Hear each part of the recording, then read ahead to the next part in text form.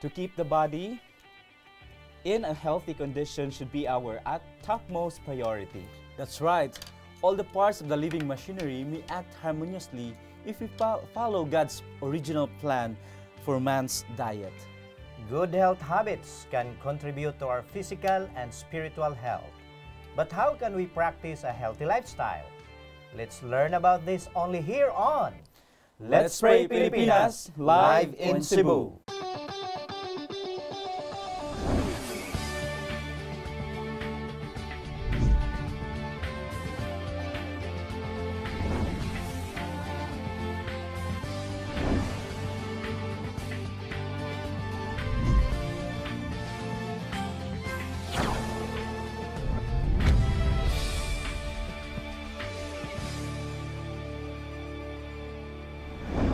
Mayong buntag ug malipayang adlawng Huwebes kanatong tanan. Ako kamong giabi-abi sa atong tulumanon karong buntaga labi na sa atong mga kapaglaom nga naa sa lain-laing dapit sa Luzon.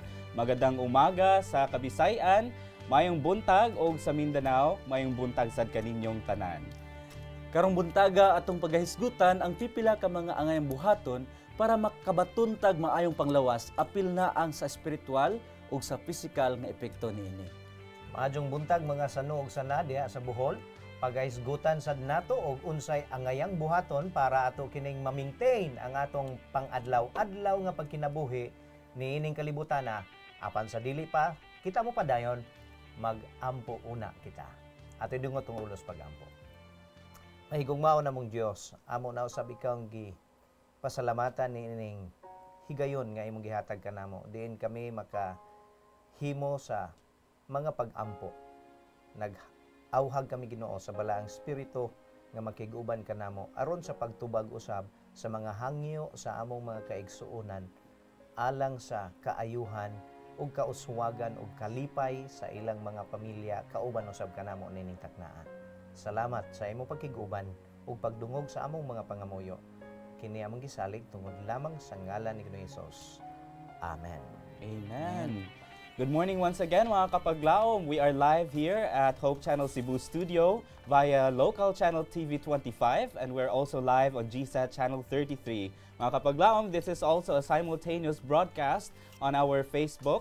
So you can just simply type in Let's Pray Pilipinas sa inyong mga Facebook accounts and makita po ninyo kini as it's broadcasted here live from the studio. Also, if wala mo'y Facebook, kaya naiuban nato nga wala gamit og Facebook, mahimo na ninyong ma-download ang ato ang Hope Channel app. Dili lang pod sa Pilipinas nga mga programa ang inyong makitaan po ninyo ang mga programa sa nagkalain-laing dapit sa kalibutan nga naay mga Hope Channel stations.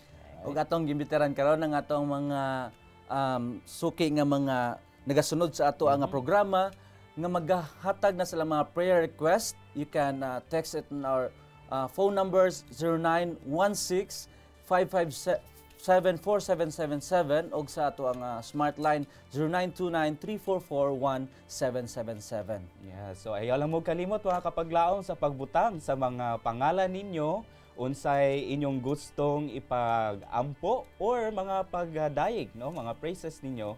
And also, please let us know where you're texting us from or where you are calling from. You can actually call those hotlines para makaamputan ninyo live on air. Or if dili man gani, then pwede rin ninyo i-text. Pwede po nila i-comment, Pastor, no? O kapaglaom Kevin, ang ilahang mga prayer requests sa ato ang live nga broadcast on Facebook. Ugalang usab sa ato nga mga kaigsuonan o mga kahigalaan nga gusto nga mahimo nga confidential ang inyong mga prayer request. Palihog lang ibutang ang mao nga sa panahon nga kamo mo send sa inyong mga messages nga confidential aron usab kini dili namo dalon dinhi sa studio apan among ipadayon ang maong pag-ampo kauban sa atong mga prayer warriors. Yeah, so sa makausab, padayon kita sa pagpadala, sugdi na sa pagpadala mga kapaglaom ang inyong mga prayer requests o mga praise reports inyong mga pagpasalamat. No, so usbo nako sa Smart 0929-3441-777 o sa Globe 0916-5574-777. No, so not kitay mga pipila ka mga prayer requests, Brother Kevin or kapaglaom Kevin nga ato ang pag-aampuan kuyog ninyo. Pastor, natay mga higala sa simbahan, no? Nga mga estudyante sa kursong medicine. Medicine. So, naa sila sa ilahang 4th year o maugid ko nini ang pinakakapoy nga Challenging. part sa ilahang med school, no? Murag grabe gyud ko no kaayo ang ilahang struggles kay medyo challenging gyud siya sa panglawas, no? O sa panguto kay mag-eskwela ka at the same time nag-duty pud ka. So ato silang i-appeal sa mga pag-ampo. Gikan sila sa mga nagkalain-laing eskwelahan, pero ato silang mga kaubanan sa atong churches diri sa Cebu. Sa ka-prayer request from Erlinda Abellano sa Villaferte of Thailand. Please help us pray for me and to my family to keep us in good health always, guidance from God, and complete protection and salvation. No? So thank you and God bless. Also from John Curly Quijardo of Gamunada, Cabug. Please include my mother in your prayers because she is now suffering illness and pain in her body, praying for her fast recovery. Okay, so health concern, no? And also from Yumi Liva, first year college pa lang po ako, tsaka di ako sa school natin nag-aaral. Nag-worry po ako kasi may Saturday classes. So yun po yung concern niya na ipag-pray natin. I need to stand firm. Yes, indeed. I don't want to compromise. So muna yung gusto nga mahitabo sa iya ang pag-eskwela. So let's pray for her. Yes, I would agree with you kapag laom nga hindi tayo magko-compromise, no? There is always a way. So what I suggest is you may probably want to, if you're watching right now, you may want to negotiate a certain activity that is parang commensurate to the requirements that you will get if you don't go to class on a Saturday. Yes. And our next prayer request we have from Pastor Giovanni Rasol. I know this pastor kay siya ang ato ang coordinator sa antong advocacy ng anti-smoking dinhi sa Siquijor and Negros Oriental provinces. So ingon siya diri, please pray for Adventist Elementary School project in Siquijor Island. Please pray for more generous donors to help finish our 8 classrooms, no, and be open by 2020. Hapit na. Hapit na, no, nindot lang target. And also from Junji Nipomusino, good morning. Kanin yung tanan og magpaampo ko sa akong mga pag-school nga makabalo ko. So yung pag-eskwela, no? So pila ka edad aning ni Junji. Okay, so mo na itong mga prayer request karong buntaga ato ning paghangyoon sa ato ang maluluyon nga Ginoo kauban sa atong kapaglaom, pastor. Okay, daghang salamat sa inyong mga prayer request, and before ko mo pray, akong i-advise si Yumi that to look for your legal director sa inyong conference para maka-help siya nimo para sa imong Sabbath problem schedule. Okay? So mag-ampot. Langit no namong Dios, nagadangop na usab kami kanimo, nagadala ni ining among mga kaigsuunan, mga kapaglaom nga nagtuo sa imong gahom pinaagi sa pag-ampo. O Dios, among gi sangpit ang imong kaluoy alang niining among mga kaigsuunan. Si Sister Erlinda, layo siya to siya sa Thailand. Apan naghangyo siya Ginoo nga imo siyang tabangan kanunay nga makabaton og maayong panglawas ug proteksyon sa adlaw-adlaw niya nga maong mga buluhaton. Ilikay siya gikan sa mga kadautan. Si Kerlin, lunasab siya handom nga ang iyang mama maayo na sa daling panahon gikan sa maong mga balatian nga iya nga nabatnan karon. Si Yumi, gusto usab niya nga dili makompromiso ang iyang pagtuo pinaagi sa dili pag tungha sa eskwelahan sa panahon sa Sabado. Tabangi usab siya sa mga pamaagi o Dios nga makahimo sila sa ilang negotiation kauban sa ilang mga professors. Ug labaw sa tanan matabangan usab siya sa simbahan. Alang usab ni Pastor Rasul sa ilang handom usab nga makabaton og 8 ka mga rooms aron usab sa pagsugod sa ilang eskwelahan nga mahimo usab kining instrumento sa pagtudlo sa mga kabataan sa pag-ila kanimo. Ginoo, tabangi sila sa ilang mga pamaagi sa pag-raise sa maong funds. Ug labaw sa tanan, nasayod kami nga adunay mga tao nga imong hikapon ug tudloon aron usab sa pagsuporta sa maong school building project. sa Siquijor. Amo usab gidalas pag-ampo si Junji sa iyang kaalam nga gikinahanglan aron iya usab nga ma-successful ang iyang pagtuon. Bisan asa sila niining taknaa karon Ginoo, naghangyo kami sa imong intervention, sa imong pagkiya, labaw sa tanan sa paghatag sa balang espiritu nga magagahom kanila aron usab maoy magatudlo sa pagkabag-o diha sa ilang kasing-kasing ug labaw sa tanan magiyahan sila kauban usab kanamo sa paglakat nga matarong diha sa imong atubangan. Salamat nga ikaw usab uban sa mga estudyante, medical students nga maghatag kanunay kanilang kaalam sa ilang gikinahanglan. Ilabi na naa na sila sa ilang katapusang katuigan sa pagtuon. Kining tanan among gipangayo tungod lamang sa ngalan ni Jesus. Amen. Amen. Thank you kayo mga kapaglaong for sending out your prayer request, and thank you Pastor for praying for our senders. Now, this is the month of July mga kapaglaong, and we Yes. know that July is the Health. Nutrition Month. Yes, No? health Din month hi or sa nutrition Pilipinas ato nang giselebrar, and din hi sa Dakbayan sa Sugbo kini gi-launch etong Hulyo 2 sa ato ang National Nutrition Council diri sa Dakbayan sa Sugbo. O ang atong tema, kumain ng wasto at maging aktibo. Push natin to. Di ba? So tama lang nga pagkaon, no? Mm. Pasabutan na, no? Wasto. Tamang pagkaon. Sakto nga pagkaon, and we have to be active, and dapat ato punong i-push so ato gyud siyang buhaton ba? Buhaton. Oo, no? So kini usa ka advocacy sa ato ang nasod nga gibuhat ni siya kada tuig, no? And every year, this is actually a presidential decree, no? Decree 491 since 1974 pa. No, it was ordered nga mo create og awareness among Filipino citizens and the whole country about good health. Yes. And it's not just so, as we can see, even in the land, no, naay mga ang atong gobyerno mismo nag-auhag nato nga maging aware ta sa ato ang panglawas, mayong panglawas. And this is very much in line with Yes. what the Bible Yes. also tells us. Ang atong topic karon nga kabuntagon is entitled The Importance of Good Diet and Exercise, no. Ang ato ang quote or verse makita sa 1 Corinthians 10:31. Yeah. Whether you eat or drink or whatever you do it all to the glory of God. So nindot kay nga topic nga paghisgutan nining buntag sa Webes. May tungod sa maayong panglawas ug maayong pagkaon ug ehersisyo. Kaya kita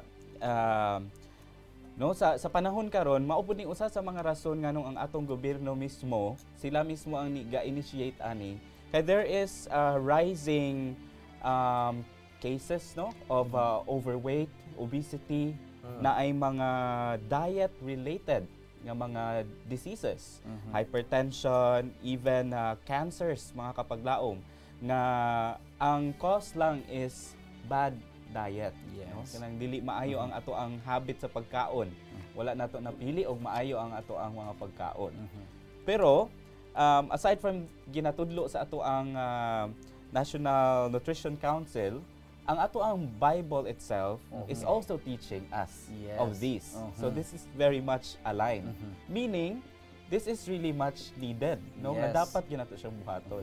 Unsay mga naa sa ato ang Biblia, Pastor, nga in line ani nga kalihukan?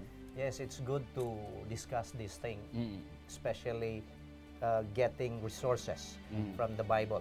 Yes. Kay kung natong tan-awon ang Bible manggod sa atong Kristohanon nga pagpangalagad, regardless of religion, mao ni ang ato nga kani manual. And kini usa ka libro nga atong gituuhan nga gihatag sa Ginoo dinhi kanato aron sa pag-inspired kanato, paghatag og guidance, especially about health. Kay naa say mga balaod diha sa nabutang diha sa Bible mahitungod sa maayong panglawas.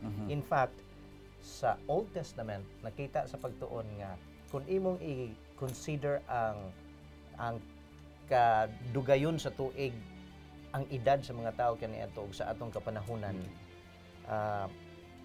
lahi ra gyud kayo, diferensya ra gyud kayo. Sa una tag-as kay sila edad. Naabot sila og tag 900. 500, 600, Yes. 969 I think ang pinakataas si Methuselah. Yes. So kung tan-aw nimo, nagsugod ang pag-us-o sa edad after na sa flood account. Okay? So it's because of the food. Unsay Doon kalainan nag-introduce. Unsay kalainan sa diet before sa flood, pastor, ug after sa flood? Okay, kung imong tan-awon ang Bible lang ha, ang Bible lang, doon ay kalainan kay kini sila before sa flood, wa gyud itugot sa Ginoo ang pagkaon sa diet nga kaning flesh. And then puro sa gyud to sila fruits, nuts, vegetables. And even science maka-prove niya na nga mas makaayo sa panglawas kini nga klase sa mga pagkaon compare sa atong mga pagkaon karon nga makita diha sa kadaghanan sa atong kamerkaduhan. Now in the New Testament, God also is very much concerned about our health. In fact, sa ministry ni Ginoong Hesus, usa sa mga daghang milagro nga iyang gihimo mao ang pagpangayo sa mga balatian. So imo makita nga ang Bible or ang Ginoo concerned kayo sa atong health. Yes. That's why it's good to know the Bible. Mahimo na tong guidance diha sa maayong panglawas. Yes, pastor. Nindot kay ang gisulat dinhi sa 3 John verse 2. Ingon sa dinhi kapag mga kapaglaom no, hindi gugma ginaampo ko nga magauswag ka sa tanang mga butang ug may maayong panglawas. Maingon nga nagauswag ang imong kalag. So kaning maayong paglawas ug ang atong espirituhanon nga pagkinabuhi, link gyud ni siya, pastor. Di gyud ni siya They mabulag. go along together. Wala no? Nga kuan gid ay siya.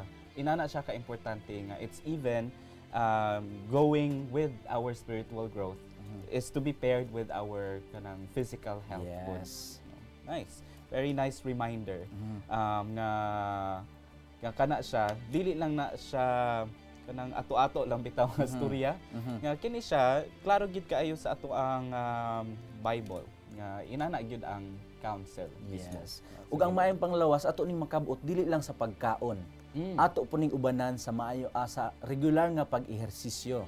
No? So ang ato ang nga pagtuo nga kaon nindot atong mga pagkaon nutritious nya magkulang ta sa ehersisyo, posible nga kulang ang atong palambo sa ato ang physical nga aspeto sa kinabuhi. No? Even sa bag-o karon nga mga migawas nga mga video na anay gi-produce nga movie or is it a video nga ang ato ang mga athletes is very concerned sa ilang health ug ilang gina-consider kining gitawag nato og pagkaon lang sa mga utanon, no? Ug ang mga prominent nga mga athletes mao na ang ila nga ginahimo nga diet ug inubanan usab sa regular nila nga pag-ehersisyo or pag-practice, pag-mold, pagpadako sila mga muscle, no?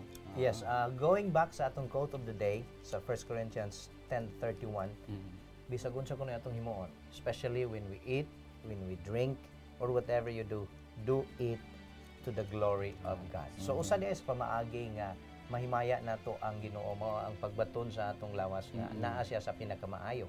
Dili bus pasabot nga dili ta masakit.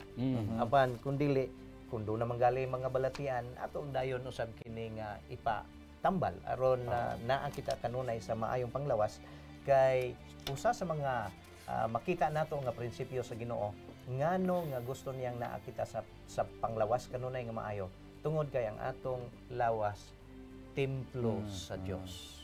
Pagkanindot na no nga dili ganahan ang Ginoo nga atong hugaw-hugawan tong lawas. Dili ganahan ang Ginoo nga naata kanunay sa pagkamasakiton. Tungod kay dapat ato nga atimanon ang atong lawas tungod kay kini templo sa Dios. And the Bible says that His Spirit, ang Espiritu sa Ginoo nagapuyo niini.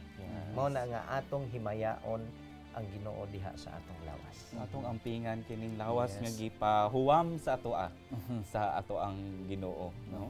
So dili nato siya gubon. Kaya dinhi siya iyahaning templo. Ganahan siya mapuyo. Ganahan siya mapuyo dinhi. So mo na ato ang natay mga reminders sa before pa ta mo proceed sa ato ang mga pag-ampo mga kapaglaom, no? Ingon pa sa mga counsels ni Ellen White nga kuan daw grains, fruits, nuts and vegetables constitute the diet chosen for us by our Creator. So these foods prepared in as simple and natural a manner as possible, are the most helpful and nourishing. So dili kay siya Right. inanak kaluto, no? So as much as possible siguro a little bit fresh pa gyud siya. That's right, kapag laom rinan. Exercise is also important to digestion and to a healthy condition of body and mind. Physical exercise can surely invigorate our minds. And true diet reform will recommend itself because of its good sense. Its fruitage will be seen in good health, strength, a sweet breath, and a sense of well-being. Even the spiritual life may be aided by good health habits. Alright. So mga kapaglaom, we hope that you have learned a lot from how we should maintain our well-being, and that we pray that we will apply this starting right now ang ato ang pag-atiman gyud sa atong panglawas. Yeah, a quick look. Mm-mm. Ang World Health Organization nag-define sa word health with 4 dimensions. Mm. Physical, mental, social, and spiritual. right. So it will be blend together, balance Yes. yun eh, maoning holistic view sa Ginoo mahitungod sa maayong panglawas. So balance yun ning upat nga atong ma-develop o atong mag-grow sa atong inadlaw-adlaw nga maong pag kinabuhi niining atong kalibutan. Yes. Wow, what a great insight, Pastor, no? And so karong takna mga kapaglaom, magpadayon kita sa pagbasa sa mga pinadalang prayer requests. Gikan ni Onyx Alburo, no? Ingon siya nga magpa-pray siya for his appointment for transfer para makakuyog na daw niya ang iyahang pamilya. So transfer siguro ni sa area kung sa siya Yes. trabaho. Gikan pod ni Leonila Ibaw, please pray for my family that we will have faith in Him always, even trials come. Oh? Gikan ni Floyd Kurt Russell Regin, or dili kay ko kabalo unsaon siya pagbasa kay walay mga vowels. Mayang buntag kapaglaom palihog kog ampo nga maulian na akong gums para makapadayon kog trabaho aron mabuhi na ako ang duha ka anak. Ilabi na nga nag-eskwela na sila. Og grasyahan na unta ko para makabayad ko sa ilang mga kinahanglanon. Alright. Gikan ni Jevany Liwagon sa Magsaysay Panaon. Ano siya nga unta, gumaling na ang tonsillitis, lagnat, at body aches ko. Alright. Also from sender 0769, si Mitch Aklo Gupit na gumaling na sa kanyang lagnat at sakit sa ulo. Dagan kaayo ang naay mga headaches, sipon, ubo karong panahon. Health concerns. No, so very fitted sa ato ang topic, ang atong pag-ampo ato ning ubanan og pagkaon pod sa mga maayong pagkaon aron maayo ta dayon. So, Pastor, let's please pray for them. Okay, ato butang ang atong hunahuna sa presensya sa Ginoo. Dios nga gamhanan mao'y tagiya sa among kinabuhi. Nining taknaan dangop na usab kami kanimo, nagadala ni ining among mga kapaglaom nga nag-send sa ilang mga prayer requests. Ginoo, naghangyo kami sa imong pagpanalangin kang Onyx. Iyang handom o Dios nga siya ma-transfer ang iyang area sa iyang trabaho, mapaduol siya sa iyang pamilya. Tinuod o Dios, dili lalim ang malayo sa pamilya. Apan nining taknaa kini nga maong panimalay among gihangyo nga imo silang usahon pinaagi sa pagtubag usab sa ilang mga paghangyo. Among usab nga gidala sa pag-ampo si Leonela nga imo siyang tagaan og lig-on nga pagtuo nga sa bisan unsang pagsulay nga moabot sa iyang kinabuhi makabarog siya Ginoo ug dili siya makalimot kanimo. Tabangi siya Ginoo sa iyang handom usab sa iyang mga plano sa kinabuhi. Apil usab si Floyd, naghangyo sila nga imong panalanginan sila sa ilang mga panginahanglan matag adlaw, ilabi na tagaan mo siya maayong panglawas sa pag-ayo sa problema sa iyang gums. Gusto niya nga makasuporta usab siya sa iyang mga kabataan sa ilang pag-eskwela. Busa tabangi siya Ginoo nga manaa siya sa kaayuhan aron usab siya makahimo sa iyang mga buluhaton. amo sab nga gihangyo ang imong pag-ayo kang Giovanni. Siya sa balatian dunay paghubag sa iyang tonsil. Ginoo, ayuha siya, ikapa siya ninitak na ug ihatag kaniya ang maayong panglawas ug labaw sa tanan makahimo siya siyang mga buluhaton. Alang usab kang Mitchi nga dunay lagnat. Ginoo, ayuha usab kini nga mao nga kapaglaom namo nga siya usab makahimo sa iyang mga buluhaton ug malikay siya gikan sa mga kadautan. Salamat sa imong pagtubag sa among mga paghangyo. Kining tanan among gipangayo tungod lamang sa ngalan ni Ginoong Hesus nga among manluluwas. Amen. Amen. Ay, daghang salamat mga kausap pastor sa prayers. And so mga kapaglaom, it looks like we do not have much time. So we ask you to please continue to send in your prayer requests mga kapaglaom na diha ang atong hotline sa inyong mga TV screens. Padayon kita sa pagpadala sa mga prayer requests and praise reports. Pahibaw aming mga kapaglaom o giunsa sa Ginoo pagtubag ang inyong mga pag-ampo. O wala pa man gani ni tubag, I'm sure God is working on something for you. Yes. No? He knows has what His is perfect best. timing, di ba, Pastor? No, so yes, like what you said, He knows what is best and He knows when it will be perfect for us to get that kind of answer. Alright, so wala na jud tay igong mga panahon, mga kapaglaom. So ato lang gyud giawhag ang mga atong mga kapaglaom to make sure nga atong ibutang sa atong panghuna-huna ug atong kasing-kasing ang atong mga nakatunan karon. So let it ever be kept before the mind that the great object of hygienic reform is to secure the highest possible development of mind and soul and body. This is your Kapaglaom Renan of Hope Channel Cebu, reminding you to rely upon His sure promise, ask and it shall be given you. All the laws of nature, which are the laws of God, are designed for our good. This has been your Kapaglaom Kevin of Hope Channel Cebu, reminding you that Jesus is the way, the truth, and the life. And a healthy lifestyle will promote our happiness in this life and will aid us in a preparation for the life to come. This has been your Kapaglaom, Pastor Lee Lord of Hope Channel, saying, let's pray without ceasing, only here on Let's Pray Pilipinas, where you don't have to pray alone. God bless, God bless. mga kapaglaom.